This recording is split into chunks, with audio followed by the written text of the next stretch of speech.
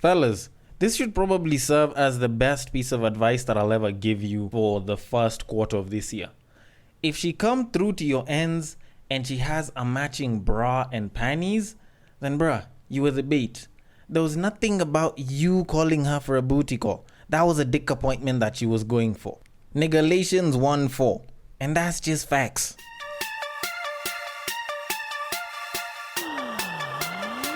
Get ready for the battle of the sexes.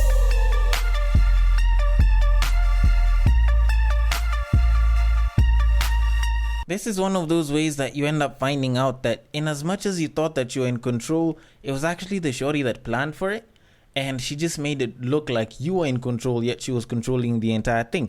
And shorties do this all the time. There's times when I've actually been told that babes will intentionally marinate themselves or even act like they've been marinated because they want to flex a guy from the club. There's times when she'll make it look like you shooting your shots was like coming through and she was catching the vibe, yet in reality, she was probably crushing on you and she kind of made herself open and you took advantage of it. So in a sense, you feel like you're in the driver's seat, but what you're playing with is the controller and she's the one with the actual steering wheel. Like, this is one of those very, very cunning ways that babes make us feel good. And much as I'd like to call them out and say, oh, you're lying, that isn't nice. Yo, we love that shit. We love being in control. Continue putting us through such situations. Just make sure that we feel good afterwards. Don't go let us hit and then, just after you've nutted and I haven't, you just pull the whole I'm tired shit. Now that is the part that I actually don't like. But anyways, we have a podcast to begin and there's definitely a bunch more things that I want to talk about, especially something that might even benefit the ladies. So we better get this show on the road. So in typical fashion, welcome to Break Time on Westside, your number one break time podcast, coming to you from Nairobi, Kenya. The man on the mic is a man who does not mind giving control to the ladies because sometimes we like it when y'all are dominant. Y'all can do some interesting shit here and there. He is a man whose favorite form of cardio just included skipping leg day. It is none other than your tall, dark, and mildly handsome man, Sir FWB. The show is Battle of the Sexes, our weekly love, sex, and relationships show, where I tend to talk about something that'll piss someone off for some reason, yet it's mostly probably true. Now, before I go too far into the podcast and, discuss a bunch of things and lose this information, I might as well do this right now while we're still starting. So last week while we were doing Tweet Street, on one of the tweets I did mention the whole concept of being beautiful versus being fuckable, and I asked the ladies to correct me if I was wrong. Now, while some ladies came out to tell me that I was wrong, much as they didn't tell me why I was wrong or what was supposed to be right, there were some that did come out and say that I was right about the whole concept of them preferring to be called beautiful rather than fuckable, and they added that it does vary with different women. So to make a slight change, instead of women want to be considered beautiful and not fuckable, I will say that women prefer being considered beautiful as opposed to being fuckable. So I just figured I should clear that one up real quick.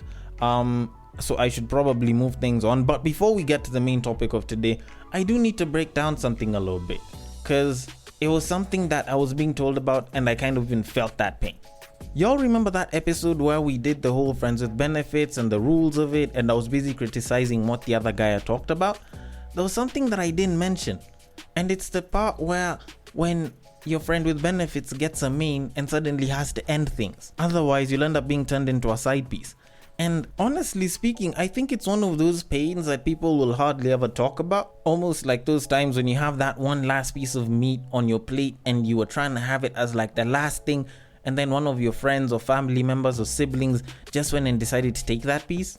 Like, those are some of those pains that hit us real hard, and we rarely ever talk about it. Cause imagine you've prepped yourself up, you're super energized, you're ready to either go to her place or she's supposed to come to your place or vice versa, whichever gender you're in, and you hit up the homie and you're either supposed to deliver pipe or you're supposed to take pipe, and then they're suddenly like, no, I don't think we can do this anymore because I just got myself a main. You know what, I just started dating so we can't do this no more. Like, that shit hurts. Like, that shit hurts a lot. Yes, I can get, there's a couple of benefits here and there, like, if they were coming to your place and they wanted Uber money, or they were supposed to come through and y'all do the do and then y'all eat your food, then probably it's like a savings of resource to some degree. But there's a certain pain that you feel that can't even be quantified that well, because it's a very secret kind of pain that you feel, because it's like you had planned for it so much and now you have to go the 5 Alive route if you're a guy. Like, you guys had been so good, y'all were rolling so well, but suddenly there's someone who just happened to interrupt your scheduled programming simply because they've fallen in love with your pal. Like, it doesn't even feel warranted. It don't feel that nice. And I honestly feel for each and every one of y'all that go through such a thing. Because it's not like there's that many people that you would actually become a friends with benefits with, because it's not like all people are built for the friends with benefits kind of relationship. Not everyone is built to just have the casual sex and still be friends. Not everyone is built to do all of that and not catch feelings, which is why the worst thing that can happen to a friends with benefits, besides, them leaving you because they got a main, is them catching feelings, because sometimes you're not ready for such a thing. But at the same time, it could be the best thing that can happen to a relationship, but that's beyond the point. Like, y'all are great as friends, and y'all just so happen to be good at smashing each other. Like, how many people can you say will be able to give it to you as well as that same friend will, at the same time understanding how it is that you like to receive it, all while just choosing to keep it all nice and friendly. And on top of that, not waving it all around and acting all selfish with it like a stingy man's black card. Like, that's a special kind of specimen that's there, and they're very rare. There's not that many people that can be friends with benefits on such a level. And the unfortunate part about it is, because there's not that many people that are ready for that, and because there's not that many people that can get into the whole phase, there's not that many people that can manage to separate the sex part from the intimacy part. All of a sudden, it's like, damn, it's like we've lost a soldier. It's like now one man is gonna have to fight it alone. And the unfortunate part is, when he's fighting it alone and it's a one-man army, it's the monkey that suffers. Just saying. But anyways, for those of y'all that have been affected by such a thing, I would like to reach out and tell you that I'm sorry. But you know what? There's still a chance that you're gonna get someone that will embody those same qualities. You might just get someone that also knows how to throw it back and cater to your needs, while also having some pleasure of their own and keeping it friendly. Yes, they're rare. Yes, you might take a while before you find one. But in the meantime, you know what? Just keep on searching. And hopefully, while you're busy searching, maybe your former friend with benefits might just break up with their boyfriend or girlfriend. Just saying. Just saying. But anyways, that rant aside, we should probably move it on to our topic of today. But before we get to that though, do you have controversial opinions? Do you like to engage in political commentary? Are you interested in current affairs? If so, this is Bunge's the podcast for you. You can catch myself, Sandrine, Jagame, and Nalo every week under Kenya Public Radio.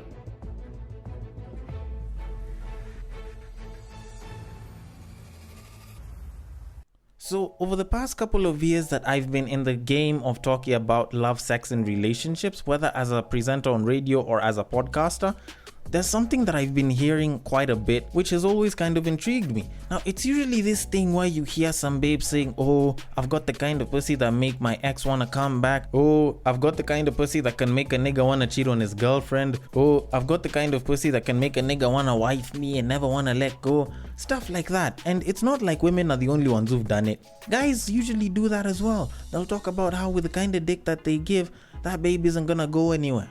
That you probably made sure that you dickmatized her and she's never gonna leave you. And the thing is, people have kind of always put it on the private parts to kind of do the major job nowadays. I don't know, maybe it's because our generation is heavily sexualized and we believe that good sexual prowess can actually keep somebody. But in a sense, you listen to it and it's all alluding to the idea that whatever sexual prowess or whatever nice private organs you've got, they're the type that keep the potential partner that you want with you. And in a sense, maybe that could be true. That could be what's keeping them in a sense. But you look at all the other things that people expect to keep somebody in the relationship. So stuff like booty, especially considering that there's guys that can say that I would marry that ass, people like me who have a sickness for the thickness, just saying. Even when it comes to the looks, people will expect those exact same things to kind of hold the partner that you have, the person that you supposedly are with, in a state of being faithful and not wanting to cheat on you.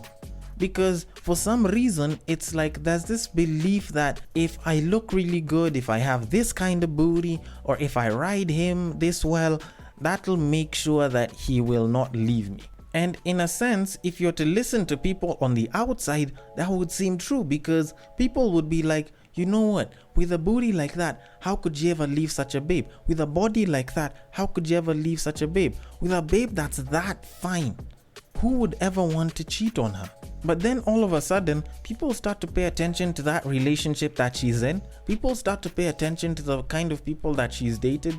And then all of a sudden, it's like, wait, this person cheated on their babe and the babe was extremely fine. This and this person cheated on a perfect 10. How could they? What would make them leave and actually cheat? What is it that she didn't do? What is it that he did do? What kind of a bum is this? How could he do that to her? Then all of a sudden, while you're busy looking for answers, you stumble upon Break Time on Westside. You decide to listen to every single episode because supposedly there might be some advice in there. And then you hear that apparently there's this thing called pretty privilege. And just because someone's fine doesn't mean they're necessarily perfect. Doesn't mean they're necessarily that good in bed, or they're that good of a homemaker, or that they're that caring of an individual. Then you listen to an episode about why it is that your mans could be cheating, and you're like, you know what? Maybe there was a finer babe that this guy noticed, and much as the mind was strong, the flesh was weak. So as he was walking, he tripped and he fell into the vagina. Maybe there was something that he wanted that she wasn't providing, so the man's got it from someone else. Especially if that side piece isn't even all that fine. Maybe she looks like the only challenge she can do is the silhouette challenge. And that's with all the lights stand off and not just the red one left on. Maybe it's one of those situations. Or maybe, just maybe, there could be that whole research that you've read which shows that there is no direct correlation between good physical looks and the health of a relationship improving because of the good looks. But at some point you're like, you know what, screw all of this. This is wrong. I've met this babe. Much as she's a pretty babe, it's not like she's arrogant. She's confident, yes, but she's a nice person. She's a caring human being. She actually seems like she would make an amazing homemaker. So why exactly would this guy cheat? So maybe now you might just jump onto the feminist side of things and all of a sudden start saying, you know what? Men are actually trash. Maybe he was actually just a trash human being. And maybe you could be right. Maybe he is a trash human being. But it's not like all men are. Doesn't mean that you're gonna turn lesbian because of it. If you're a guy, it doesn't mean that you're gonna suddenly change your gender. So in a sense, you're left wondering, what exactly would make a man cheat on a very beautiful, very caring human being? And that's probably what we should be discussing today. Because at this point, I think people have always been asking themselves, why is it that he's still cheating? Why is it that she will cheat on him? Why is it that people cheat and sometimes the other partner is actually doing the most? They are giving everything and then some. How is it that on the flip side of this, there's guys, there's girls that are being mistreated by their partner and they're still faithful? How is it that they're still loyal, yet they're being mistreated, they're being abused, they're being violated in one way or another, and they're being faithful, yet there's people that are being treated like angels, like princesses, like queens, like kings, and these people are still going out to cheat? How is it that such a thing is happening? Here's the most interesting part about it. I actually seem to have found the answer, and the answer is actually quite simple. And you can start putting up your guesses, because maybe it's some parts, maybe it could be a certain kind of pussy, maybe there's a certain way that you're supposed to ride it or give it head, maybe there's something that you're supposed to do for them, and maybe you're not doing it at all. It could be that. It could be one of those many reasons, but I'd argue that it isn't, because the real reason why he chose to cheat is actually because he actually just chose to do it. It's not that there was something that pulled him. It's not that he was under some form of mind control. He just chose to cheat. Like, there wasn't any special form of magic that turned him. It's not like the devil came in and told him, you know what, go cheat and then, took his organs and like took control of them and like dumped him into the other woman's pussy, or hopped on the other guy's dick. Like, it was not like there was anything that prevented him from being faithful except himself or herself.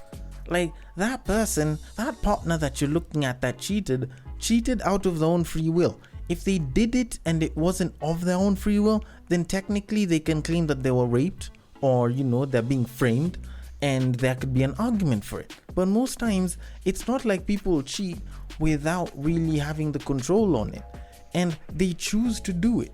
And that's something that usually gets people the wrong way, because sometimes people will come back and they'll question themselves and they'll be like, what did I do wrong? Why didn't I put in this much into the relationship?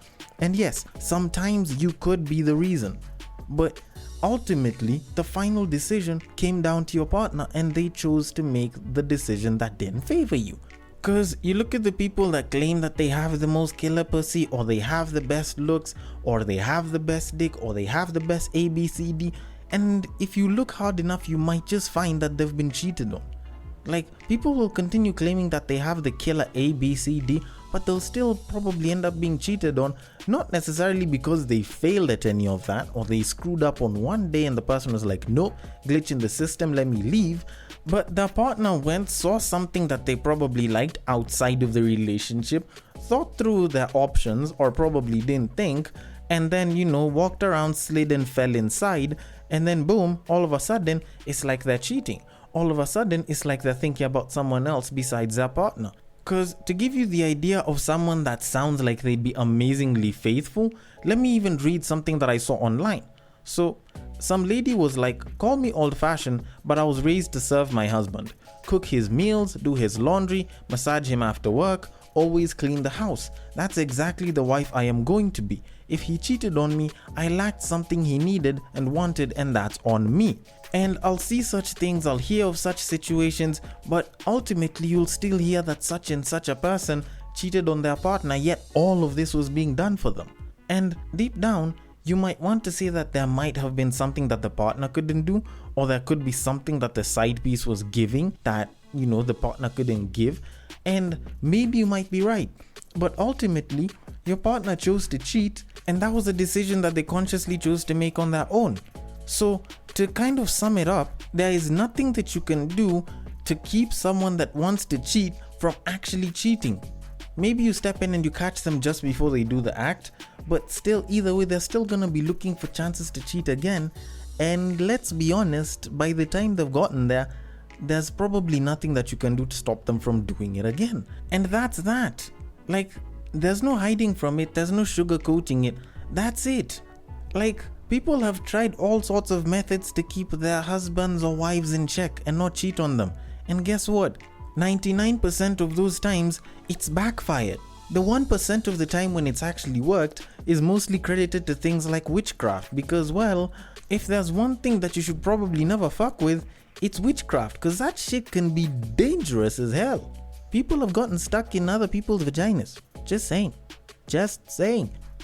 But that being said, let me just put it out there that much as I'm saying that this is a them thing and it was their decision, I will tell you from the get-go, you carry a pretty good amount of influence on whether your partner gets to cheat or not to cheat. So please, remember that and try and make sure that you're the best partner you can be to your partner, I guess. And yes, everything that I have said on this podcast about why guys cheat is actually true. Yes, all of those reasons are actually true, but because I don't want to confuse you, I will tell you that they are influences and not necessarily determinants. In that, they will influence his decision to cheat, but they won't be the ultimate decider on whether he gets to cheat or not. So, when it still comes down to it, they have to be the ones to decide whether they're gonna do it or not do it. So please, regardless of whether you're male or female, your partner's decision to cheat was entirely theirs. It wasn't yours, it was theirs.